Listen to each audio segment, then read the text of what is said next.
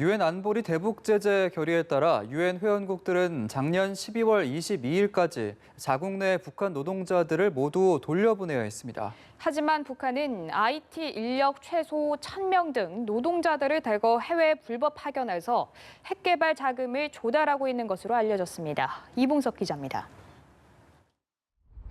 정식 배포에 앞서 일부 언론에 미리 공개된 유엔 대북제재위원회 전문가 패널 연례 보고서에 따르면 북한은 제재망을 피해 여전히 대규모 인력을 해외에 불법 파견하고 있는 것으로 알려졌습니다. 보고서는 우선 최소 1,000명의 IT 인력이 베트남과 네팔, 중국 등 국가에 파견된 것으로 보인다고 적시했습니다. 이들은 한 달에 평균 5,000달러 정도를 버는데 생활비 등을 뺀 3분의 1은 북한 당국에 입금되는 것으로 전해졌습니다.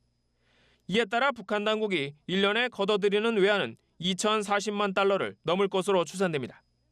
인력 파견은 북한의 전략무기 개발을 담당하는 군수공업부가 관장하고 있는데 외화가 북한의 핵미사일 개발에 흘러 들어가고 있을 것으로 대북제재위는 의심하고 있습니다.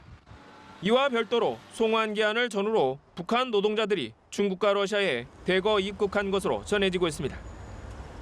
유엔의 한 회원국은 최근 북한 국적자 2,000명이 관광 비자라는 꼼수로 중국으로 들어가 외화벌이를 하고 있다고 보고했습니다.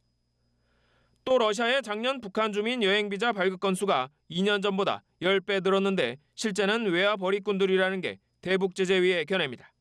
대북제재위는 해외 프로축구 무대에 진출한 북한 선수들도 송환 시한을 넘겨 이적 계약을 맺었다면서 제재 위반이라고 설명했습니다.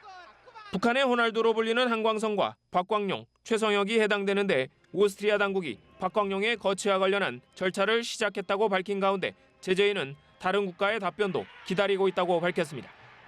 연합뉴스 이봉서입니다.